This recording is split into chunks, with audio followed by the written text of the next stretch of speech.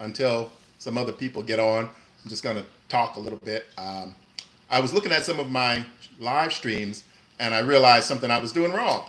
Um, my wife actually was looking at one, and as it started, I wasn't leaving any content. I was just getting ready.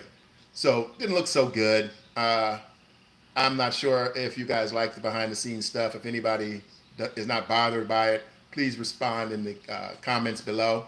Um, I sometimes turn on the live stream and wait for you guys to show up.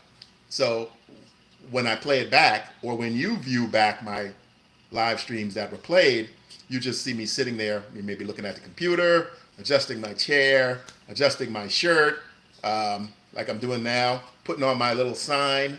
So I don't know. I sometimes think it's okay if I show some of the behind the scenes stuff that I do, like I'm doing right now.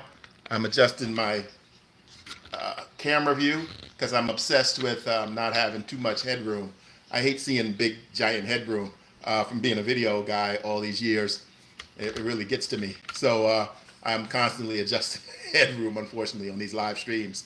On the recorded stuff that I do, everything is set up before it's ready to go.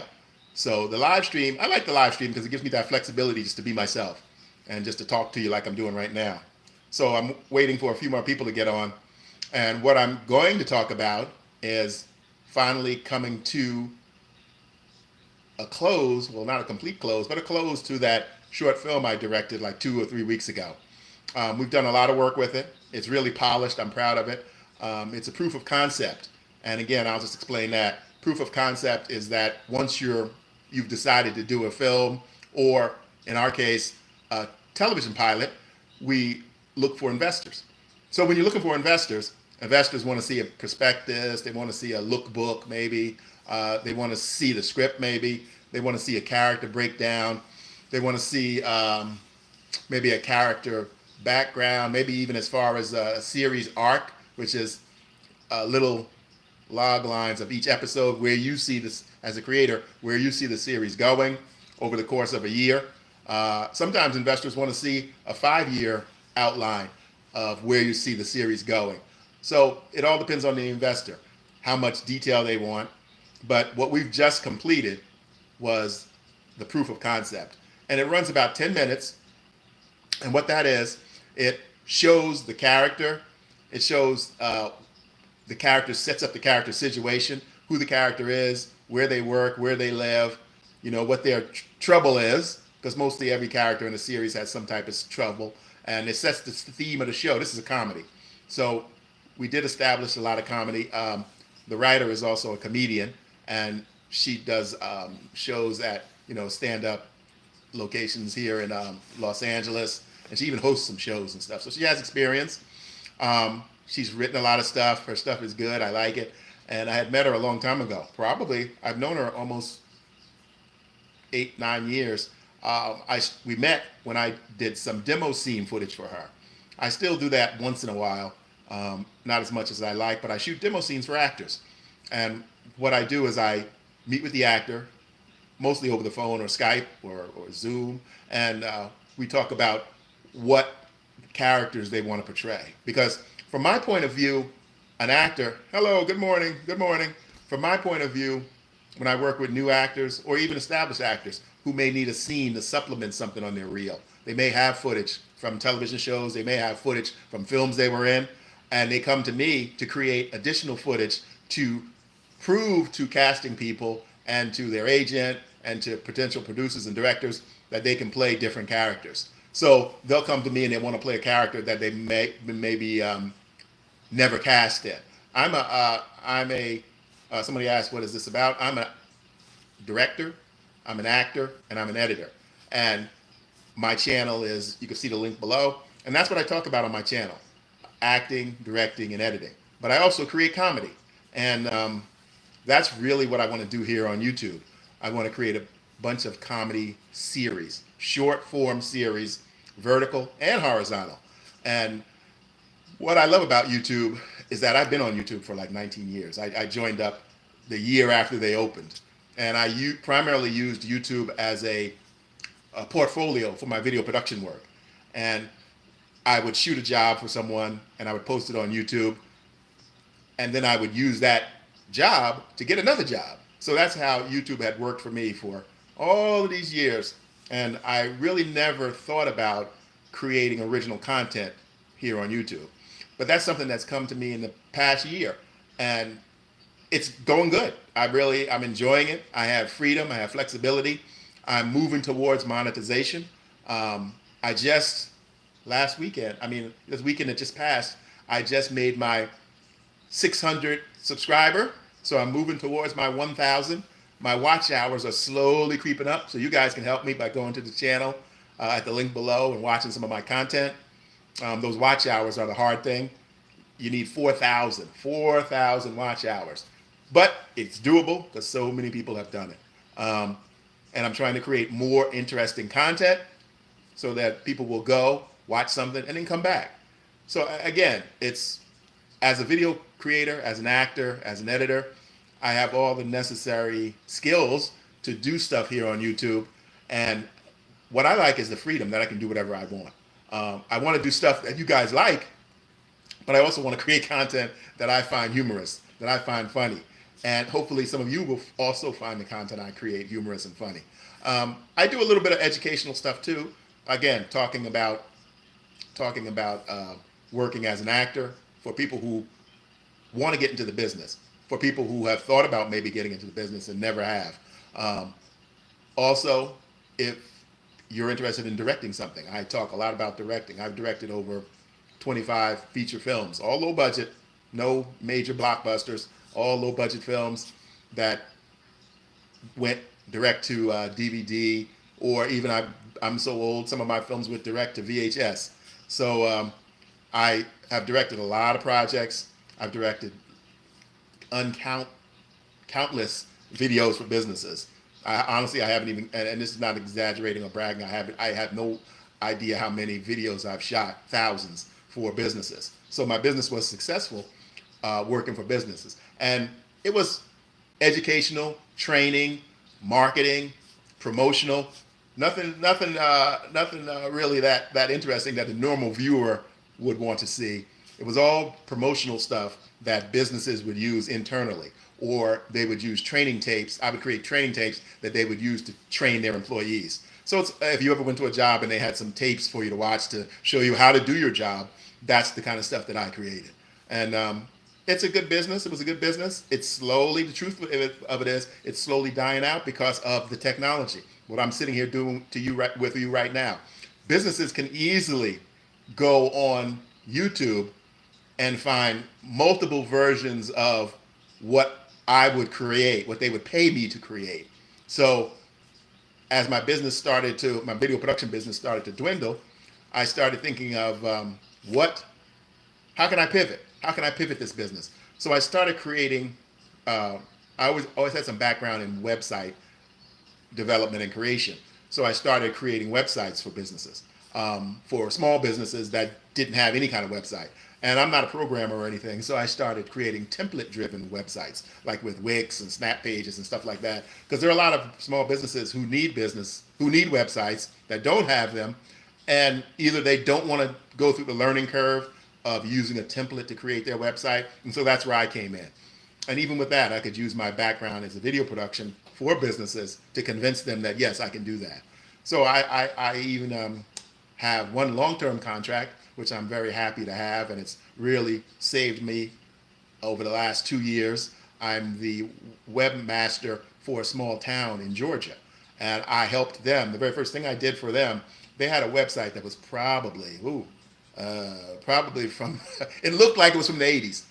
Obviously, it couldn't have been from the 80s because we didn't have websites back then, but it actually had that 1990s look, the beginning of the 1990s, once websites started getting big.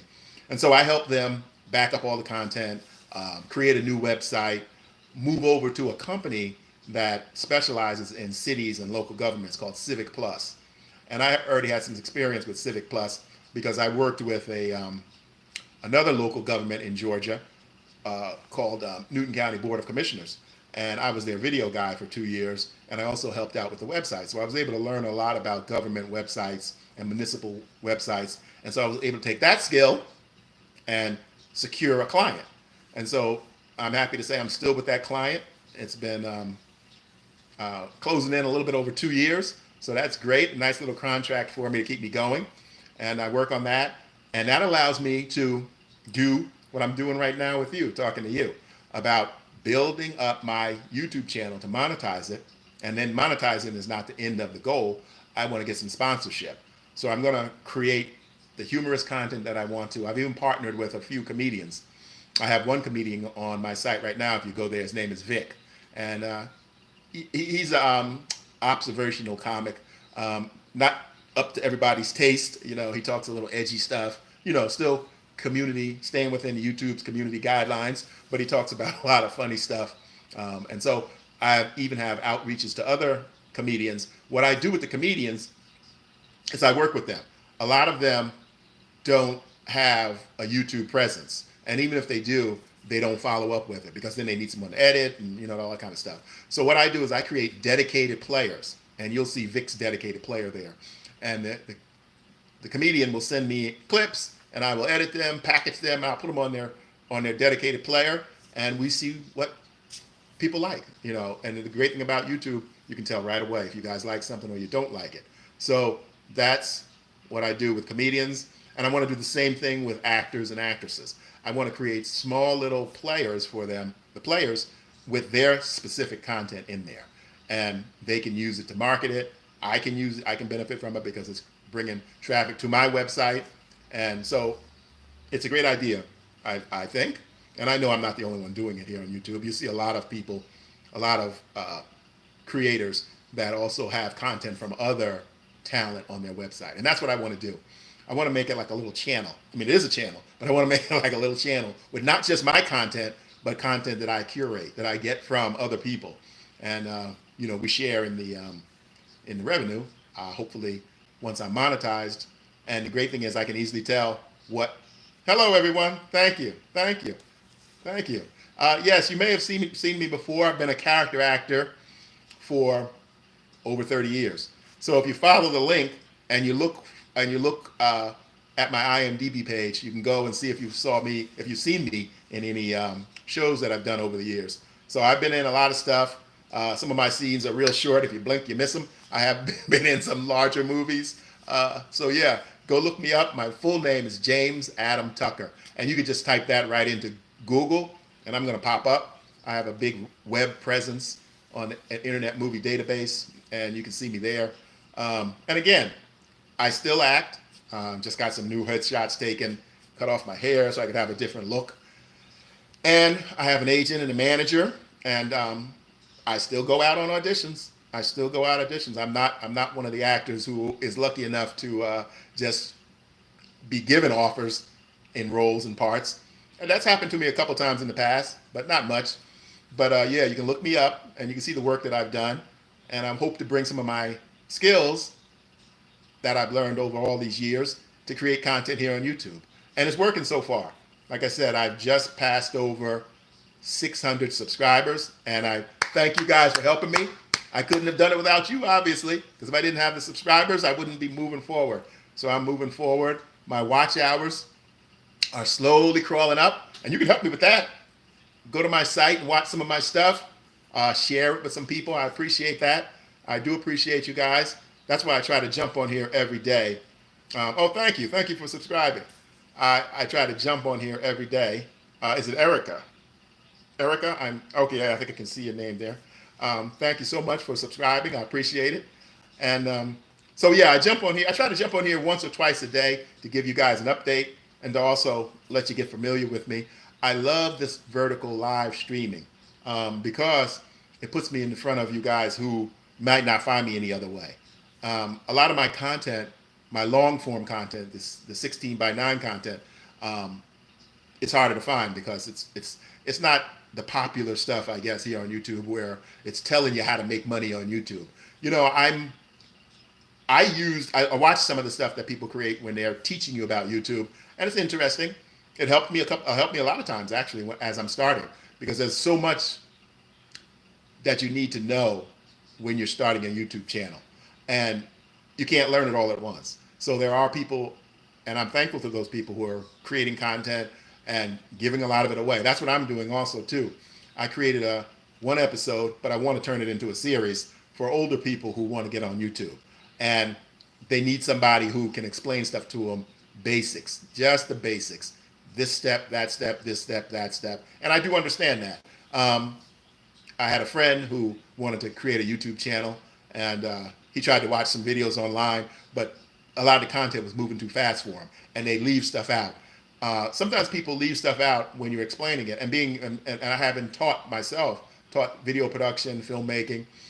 I always make sure that I slow down and start with the basics. Give everybody all the steps necessary, especially like my video that I created here for YouTube. What I did was I wrote a simple outline, and I used that simple outline.